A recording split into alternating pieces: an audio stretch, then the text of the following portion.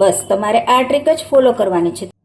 Hello everyone, આજે આપણે તાંબાના લોટાને 2 મિનિટમાં કેવી રીતે સાફ કરવો એ વિડીયો લઈને આવી છું.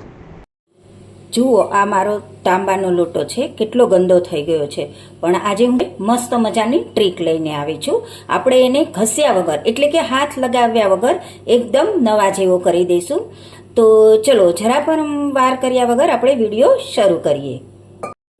એ માટે તમારે એક બાઉલમાં 2 ગ્લાસ પાણી લેવાનું છે.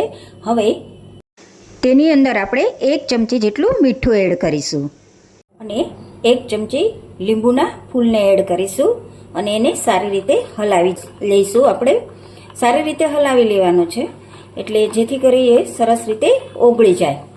તમે જોઈ શકો છો કે લીંબુના ફૂલ અને મીઠું સરસ રીતે ઓગળી ગયા છે.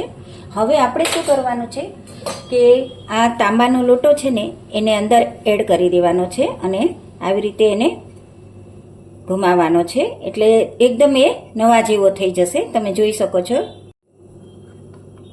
જુઓ કેવો એકદમ ઘડીકમાં સાફ થવા લાગ્યો ને. બસ તમારે આ ટ્રીક જ ફોલો કરવાની છે. તમારે હાથેથી ઘસવાની કશી જરૂર જ નથી. આવી રીતે મેં ઘણા બધા વિડીયો મારા ચેનલ પર મૂકેલા છે, જેમ કે વોશિંગ મશીન કેવી રીતે સાફ કરવું, કપડા પરથી તેલના ડાઘને કેવી રીતે સાફ કરવા, કપડા પરથી હળદરના ડાઘને કેવી રીતે સાફ કરવા, કપડા પરથી મહેંદીના ડાઘને કેવી રીતે સાફ કરવા, કડાઈને કેવી રીતે સાફ રાખવી. આ બધા વિડીયોની લિંક હું ડિસ્ક્રિપ્શન બોક્સમાં આપી દઈશ, ચેકઆઉટ કરી લેજો. જો તમે જોઈ શકો છો કે કેવો એકદમ સાફ થવા લાગ્યો છે. તમે જોઈ શકો છો કે લોટો એકદમ અંદરથી અને બહારથી સરસ રીતે સાફ થઈ ગયો છે. તમારે ઘસવાની પણ જરૂર નથી. પછી તમારે આને સાદા પાણીથી ધોઈ લેવાનો છે.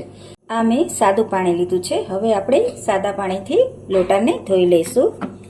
તમે જોઈ શકો છો કે કેટલો સરસ નવા જેવો થઈ ગયો ને. જરા પણ હાથ લગાવવો પડ્યો કે ઘસવું પડ્યું છે ને. મસ્ત મજાની ટ્રીક. જરૂરથી મારી આ ટ્રીકને ફોલો કરજો અને વિડીયો પસંદ આવ્યો હોય તો લાઈક, શેર, સબસ્ક્રાઈબ કરવાનું જરા પણ ન ભૂલશો. હવે હું તમને મળીશ મસ્ત મજાના નવા વિડીયોની સાથે. Bye bye.